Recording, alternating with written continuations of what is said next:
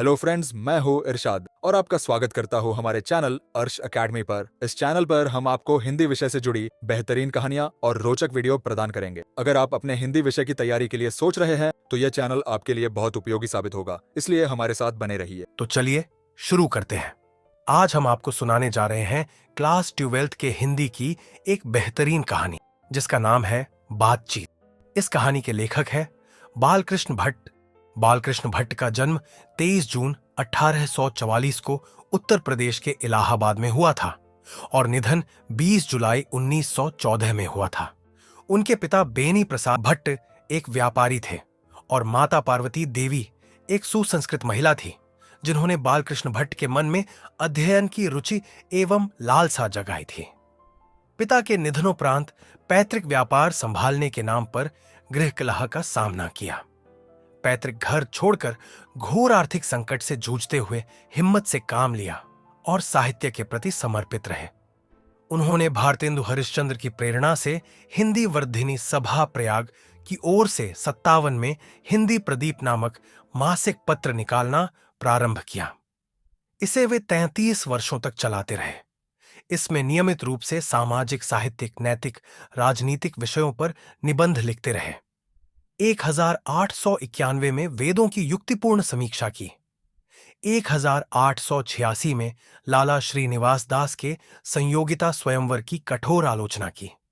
जीवन के अंतिम दिनों में हिंदी शब्दकोश के संपादन के लिए श्याम सुंदर दास द्वारा काशी आमंत्रित, किंतु अच्छा व्यवहार न होने पर अलग हो गए। उनके द्वारा रचित उपन्यास हैं रहस्य कथा, नूतन ब्रह्मचारी, 100 आजान एक सुजान, गुप्त वैरी, रसातल यात्रा, उचित दक्षिणा, हमारी घड़ी, सद्भाव का अभाव। उन्होंने कई नाटक भी लिखे हैं जिनमें पद्मावती, किरातार्जुनीय, वेणी संहार, शिशुपाल वध, नल दमयंती या दमयंती स्वयंवर, शिक्षादान, चंद्रसेन, सीता वनवास, पतित पंचम, मेघनाद वध, कट्टर सूम की एक नकल, वृहन्नला, इंग्लैंडेश्वरी और भारत जन्नी, भारतवर्ष और कली, दो दूरदेशी, एक रोगी और एक वैद्य, रेल का विकट खेल, बाल विवाह आदि शामिल है। उनका प्रहसन है जैसा काम वैसा परिणाम, नई रोशनी का विष, आचार विडंबन आदि। बालकृष्ण भट्ट ने 1000 के आसपास निबंध, जिनमें 100 से ऊपर बहुत महत्वपूर्ण घट निबंध माला नाम से 2 खंडों में एक संग्रह प्रकाशित है। बालकृष्ण भट्ट आधुनिक हिंदी गद्य के आदि निर्माताओं और उन्नायक रचनाकारों में एक है। वे भारतेंदु युग के प्रमुख साहित्यकारों में से हैं। वे हिंदी के प्रारंभिक युग के प्रमुख और महान पत्रकार, निबंधकार तथा हिंदी की आधुनिक आलोचना के प्रवर्तकों में अग्रगण्य हैं। उन्होंने आधुनिक हिंदी साहित्य को अपने प्रतिभाशाली, जनधर्मी व्यक्तित्व और लेखन से एक नवीन धरातल, नवीन दिशा और नया रूप, रंग और मानस दिया। निश्चय ही इस महत्तर युगांतरकारी कार्य में वे एकाकी नहीं थे। स्वयं भारतेंदु हरिश्चंद्र, प्रताप नारायण मिश्र, प्रेमघन, राधाचरण गोस्वामी जैसे अनेक महान साहित्यकार उनके साथ थे। किंतु यह एक सर्वसम्मत स्थापित मान्यता है कि अपने युग के सर्वाधिक सक्रिय, मुखर और प्रदीर्घ समय तक सुदृढ़ निष्ठा के साथ तेजस्वी लेखन द्वारा साहित्य सेवा करते रहने वाले समर्पित साहित्यकार थे बालकृष्ण भट्ट। भारतेंदु युग के 2-3 प्रमुख साहित्यकारों में एक, जिनके अनवरत लेखन से भारतेंदु युग का रचनात्मक युग व्यक्तित्व निर्मित हुआ तथा आगे के द्विवेदी युग का मूलाधार निर्मित हो सका। साहित्य केवल कल्पना विलास और मनोरंजन की वस्तु नहीं है, अपितु वह जन समूह के चित्त के विकास का संवाहक और जन संस्कृति के विकास प्रवाह का मूर्त वाङ्मय उपादान है, जो गहन लोक संपृक्ति से उपजता और दिशा पाता है। यह बोधपूर्ण प्रधान मान्यता भारतेंदु युग के साहित्य से बनती है और इसके दृष्टाओं में बालकृष्ण भट्ट प्रमुख हैं। आधुनिक हिंदी नवजागरण और राष्ट्रीय आंदोलन के दौर में नए सिरे से अपनी भाषा और साहित्य की मौलिक लोकवादी प्रकृति एवं जातीय निष्ठा की पहचान करते हुए तदनुरूप दिशा और प्रवाह देने का कार्य जिन महान लेखकों ने अपनी रचनात्मक गतिविधियों द्वारा संपन्न किया, उनमें भट्ट जी विशेष रूप से स्मरणीय हैं। बालकृष्ण भट्ट गद्यकार थे। अपनी अभिरुचि, मानस और प्रतिभा से, परिवेश और यथार्थ से संपूर्ण सरोकार रखने वाले लेखक पत्रकार। उनके गद्य की भाषा और कला की जड़ें भी परिवेश और यथार्थ में ही थीं। लोक व्यवहार में, बोलचाल, बातचीत और अभिव्यक्ति में मूर्त भाषा और कला ही उनके गद्य का कलेवर बन जाती है। वह नव जागरण और स्वाधीनता संघर्ष का दौर था, जिसमें भीतरी और बाहरी, स्वदेशी और विदेशी शक्तियों से टकराव और संघर्ष ही जागरूक गद्य लेखक को नियति थी। ये टकराव और संघर्ष भट्ट जी के लेखन में आंतरिक दृढ़ता, तेज और तेवर बनकर उभरता है। भट्ट जी ने हिंदी प्रदीप में पूरे अधूरे अनेक उपन्यास लिखे, नाटक और प्रहसन लिखे, किंतु निबंध ही उनकी वह अपनी विधा है जिसमें उनका अभिप्राय पूर्ण से उद्देश्य लेखन पूरी शक्ति, सामर्थ्य और वैभव के साथ प्रकट हुआ है। सामयिक समस्याओं पर उन्होंने जमकर लिखा है। बाल विवाह, स्त्री शिक्षा, महिला स्वातंत्र्य, राजा प्रजा, कृषकों की दुर्वस्था, अंग्रेजी शिक्षा, सुशिक्षितों में परिवर्तन, देश सेवा, अंधविश्वास आदि विषयों पर उन्होंने खूब लिखा। विविध मनोभावों और भाषा साहित्य के विषयों पर भी खुलकर लिखा। व्यक्तित्व व्यंजक, आत्मपरक, कलात्मक निबंध भी उन्होंने इतने लिखे कि उनकी संख्या सैकड़ों में है। आचार्य रामचंद्र शुक्ल ने निबंधकार के रूप में उन्हें अंग्रेजी साहित्य के एडिसन और स्टील की श्रेणी में रखा है। यहां प्रस्तुत बातचीत शीर्षक निबंध उनके निबंधकार व्यक्तित्व और निबंध कला के साथ साथ भाषा शैली का भी प्रतिनिधित्व करता है। प्रस्तुत निबंध भट्ट जी के बारे में ऊपर कही गई बातों को सहज ही पुष्ट और प्रमाणित करता है। अब यहां से यह निबंध शुरू होता है। इसे तो सभी स्वीकार करेंगे कि अनेक प्रकार की शक्तियां जो वरदान की भांति ईश्वर ने मनुष्य को दी है, उनमें वाक् शक्ति भी एक है। यदि मनुष्य की ओर इंद्रियां अपनी अपनी शक्तियों में अविकल रहती और वाक् शक्ति मनुष्यों में न होती, तो हम नहीं जानते कि इस गूंगी सृष्टि का क्या हाल होता। सब लोग लुंज-पुंज से हो मानो कोने में बैठा दिए गए होते, और जो कुछ सुख दुख का अनुभव हम अपनी दूसरी इंद्रियों के द्वारा करते, उसे अवाक होने के कारण आपस में एक दूसरे से कुछ न कह सुन सकते। इस वाक शक्ति के अनेक फायदों में स्पीच, वक्तृता और बातचीत दोनों हैं, किंतु स्पीच से बातचीत का ढंग ही निराला है। बातचीत में वक्ता को नाज नखरा जाहिर करने का मौका नहीं दिया जाता है कि वह बड़े अंदाज से गिन गिनकर पांव रखता हुआ पुलपिट पर जा खड़ा हो और पुण्याह वाचन या नांदी पाठ की भांति घड़ियों तकम साहबान मजलिस, चेयरमैन, लेडीज एंड जेंटलमैन की बहुत सी स्तुति करे करावे और तब किसी तरह वक्तृता का आरंभ करे।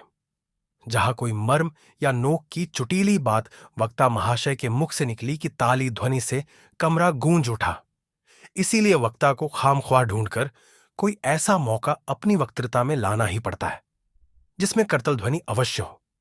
वहीं हमारी साधारण बातचीत का कुछ ऐसा घरेलू ढंग है कि उसमें न करतल ध्वनि का कोई मौका है, न लोगों के कह कहे उड़ाने की कोई बात ही रहती है।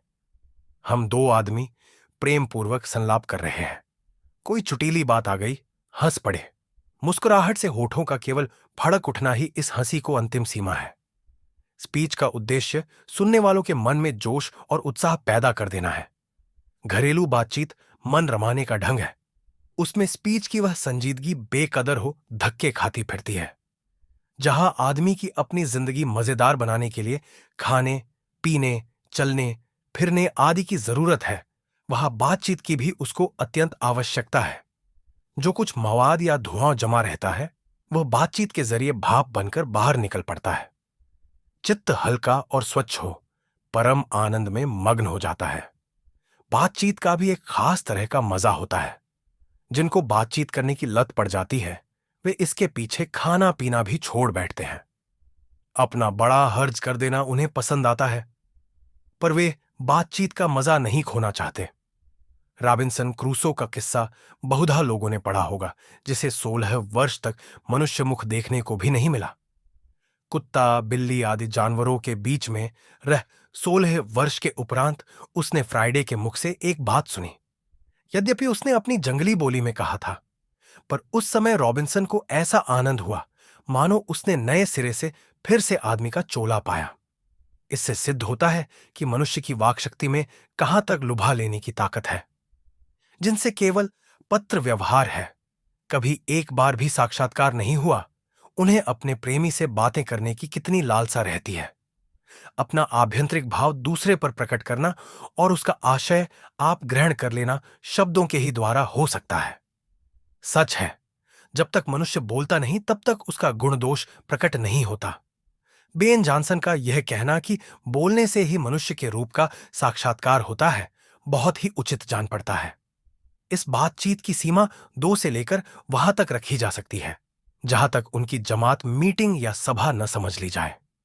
एडिसन का मत है कि असल बातचीत सिर्फ 2 व्यक्तियों में हो सकती है, जिसका तात्पर्य यह हुआ कि जब 2 आदमी होते हैं तभी अपना दिल एक दूसरे के सामने खोलते हैं। जब 3 हुए तब वह 2 की बात कोसों दूर गई। कहा भी है कि 6 कानों में पड़ी बात ता खुल जाती है।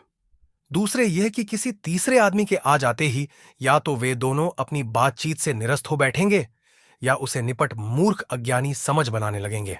जैसे गर्म दूध और ठंडे पानी के 2 बर्तन पास पास साट के रखे जाए तो एक का असर दूसरे में पहुंच जाता है, अर्थात दूध ठंडा हो जाता है और पानी गर्म। वैसे ही 2 आदमी पास बैठे हों तो एक का गुप्त असर दूसरे पर पहुंच जाता है, चाहे एक दूसरे को देखें भी नहीं। तब बोलने को कौन कहे। एक के शरीर की विद्युत दूसरे में प्रवेश करने लगती है। जब पास बैठने का इतना असर होता है तब बातचीत में कितना अधिक असर होगा, इसे कौन न स्वीकार करेगा। अस्तु, अब इस बात को 3 आदमियों के साथ देखना चाहिए। मानो एक त्रिकोण सा बन जाता है। तीनों चित्त मानो 3 कोण हैं और तीनों की मनोवृत्ति के प्रसरण की धारा मानो उस त्रिकोण की 3 रेखाएं हैं। गुपचुप असर तो उन तीनों में परस्पर होता ही है। जो बातचीत 3 में की गई वह मानो अंगूठी में नग सी जड़ जाती है। उपरांत जब 4 आदमी हुए तब बेतकल्लुफी को बिल्कुल स्थान नहीं रहता। खुल के बातें ना होंगी। जो कुछ बातचीत की जाएगी वह फॉर्मेलिटी गौरव और संजीदगी के लच्छे में सनी हुई होगी। 4 से अधिक की बातचीत तो केवल राम रमोवल कहलाएगी, उसे हम सल्लाप नहीं कह सकते। इस बातचीत के अनेक भेद हैं। 2 बुड्ढों की बातचीत प्रायः जमाने की शिकायत पर हुआ करती है। वे बाबा आदम के समय की ऐसी दास्तान शुरू करते हैं जिसमें 4 सच तो 10 झूठ। एक बार उनकी बातचीत का घोड़ा छूट जाना चाहिए, पहरों बीत जाने पर भी अंत न होगा। प्रायः अंग्रेजी राज्य, परदेश और पुराने समय की रीति नीति का अनुमोदन और इस समय के सब भांति लायक नौजवानों की निंदा उनकी बातचीत का मुख्य प्रकरण होगा। पढ़े लिखे हुए के लिए तो शेक्सपियर, मिल्टन, मिल, स्पेंसर जीभ पर नाचा करेंगे। अपनी लियाकत के नशे में चूर हम चुनी दीगरे नेस्त अक्खड़पन की चर्चा छेड़ेंगे। 2 हम सहेलियों की बातचीत का कुछ जायका ही निराला है। रस का समुद्र मानो उमड़ा चला आ रहा है। इसका पूरा स्वाद उन्हीं से पूछना चाहिए जिन्हें ऐसों की रस सनी बात सुनने को कभी भाग्य लड़ा है। 2 बुढ़ियों की बातचीत का मुख्य प्रकरण बहू बेटी वाली हुई तो अपनी बहुओं या बेटों का गिला शिकवा होगा, या वे बिरादरानी का कोई ऐसा रमरसरा छेड़ बैठेंगी कि बात करते करते अंत में खोड़े दांत निकाल लड़ने लगेंगे।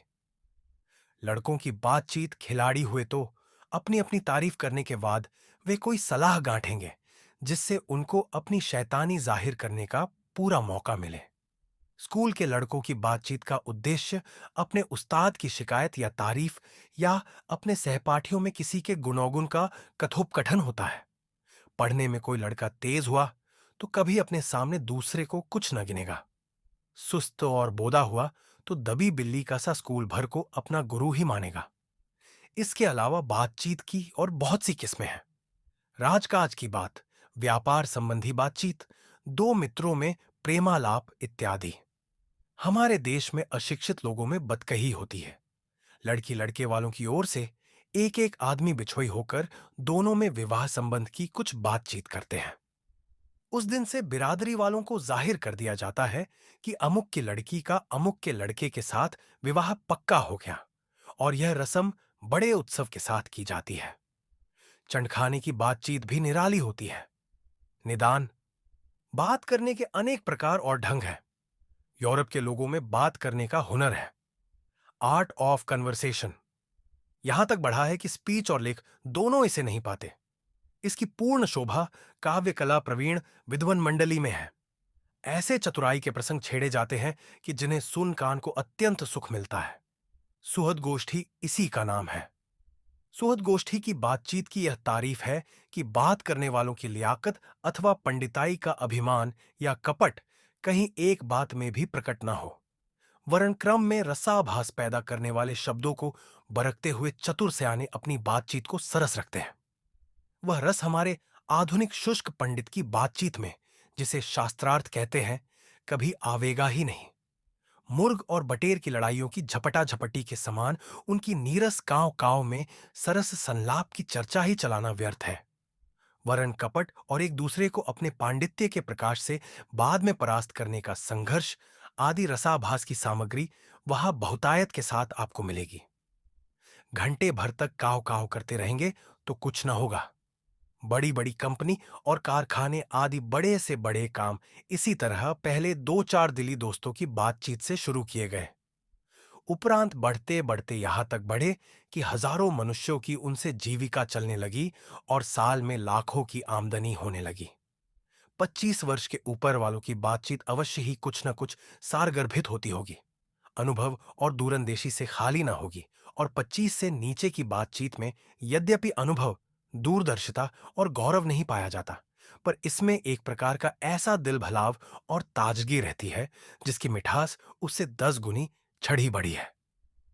यहां तक हमने बाहरी बातचीत का हाल लिखा है, जिसमें दूसरे फरीक के होने की बहुत आवश्यकता है, बिना किसी दूसरे मनुष्य के हुए, जो किसी तरह संभव नहीं है और जो दो ही तरह पर हो सकता है, या तो कोई हमारे यहां कृपा करे या हम ही जाकर दूसरे को कृतार्थ करें।